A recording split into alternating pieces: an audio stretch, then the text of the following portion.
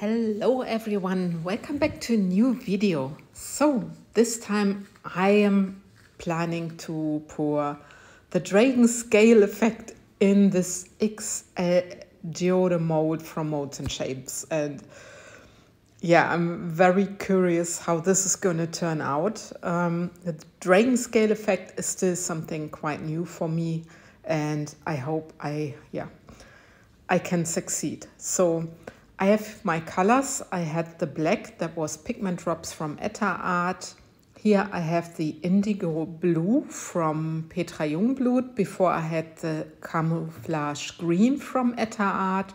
This is the lollipop, a mica from Petra Jungblut, and I have a mixture of white and interference pearl. And these two products are from Etter-Art. So these are my colors, quite wild somehow, I think. So I'm very curious how this is going to turn out. I start pouring my transparent black. So in this big jar, I just poured 3 drops and it's already quite dark. And I hope it's going to work. So I was not sure how much I need to put into the center for this huge mold, but I just went with a puddle, and now there is the camouflage green, which is a fantastic green. I really like it. I pour on top of my black, and I already noticed that my resin was not moving in the way I wanted it to move. Even though my table was level, the mold is level, I have no idea. But sometimes resin just does whatever it does. I don't know, maybe it's a way of me pouring, I have no idea. So next color is the indigo blue, which is also a very beautiful bluish violet color from Petra Jungblut. And here's the lollipop, and this is this bright pink tone, which I also like very much. I pour this on top, and I'm very curious if I can see the pink afterwards, and also how the color blendings are gonna be. And now there's my white mixture, and I love to work a little bit with this effect with mica powder, with the pearl color and a little bit of the pigment drops, because I think it gives the effect this little bit extra. But well, that's just me again. That's how I'm pouring this effect. Then again, the transparent black. And you can see already the resin is moving more to one side than to the other. But I cannot change it. I'm pouring already, and I just continue. There's again the green, then the bluish purple tone, then my lollipop, the pink color,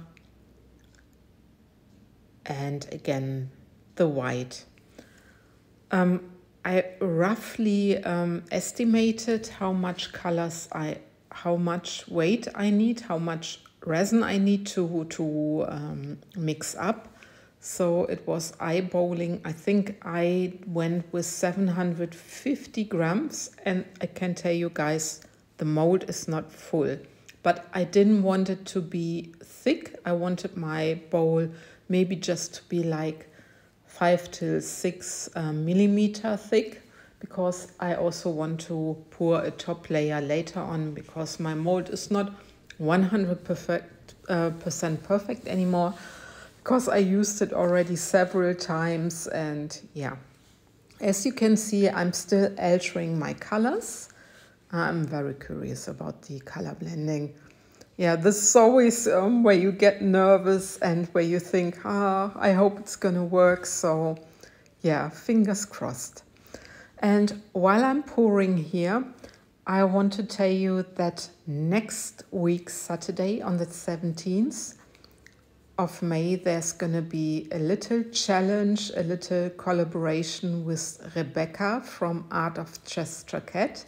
And we want both to pour the dragon scale effect in an such a huge mold as well. So we are testing at the moment a little bit with the dragon scale effect and also with different colors. And I hope you are joining us because I don't know about Rebecca, Art of Just Jacket, but I want to do a live chat on the 17th. So I hope I see some of you guys. It would be fantastic.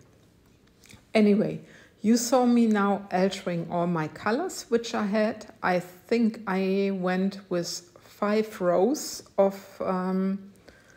my colors. So yeah, I was quite busy just putting everything on top of each other. But I wanted to take you with me for the whole process. And you also see that I just pour how I think it's right. So like I said, I divided my colors and I had equally of each color. So this is what I've done. Anyway, and now you have the time lapse here and you can see how the resin is moving. I also spritzed a little bit with alcohol, with isopropyl alcohol. So yeah, that's why you sometimes see the effects, you know, doing strange things. I'm also torching a little bit. So when you use the alcohol, please don't torch directly. Just give it a little while and then torch. Otherwise, you set your whole thing in fire and you may not do this. Anyway, I let it cure and it's 24 hours later. But because this tray is so big, it's 30.5 centimeter in diameter, it's still bendy, but it doesn't matter. I was just curious. I wanted to see how the color blending is. And guys, look at this. I really adore this. I adore those muted colors. They're actually muted. My pink actually got lost. I don't know where it is. It might be somewhere inside the tray, but I love the effects. I love the fact that you can see the white. And I love the greenish, I love the bluish, which turns out more purple color, but it's really awesome. So now I'm showing you from an old video how I'm doing my bowl. I just use some hot water. I just put my tray into the hot water. I just let it rest and then I can shape my bowl. What I did before, I also gave my bowl a top layer. After I did the top layer, I let it cure for several days because if you put your tray into hot water too early, you get streaks on your surface. So let it cure for 3 or 4 days and then start bending your bowl with the hot water. Using some tape. I'm using some masking tape, which works very well for me. Now I just dried my piece and I'm getting my tape. Just snip some sizes, 2 sizes, and now I'm just putting it around at one edge and then the other edge. And then I'm doing the same to the other sides. You see it there. Just bend it as you still can because it goes quite quickly hard again. This is what I noticed. But yeah, anyway.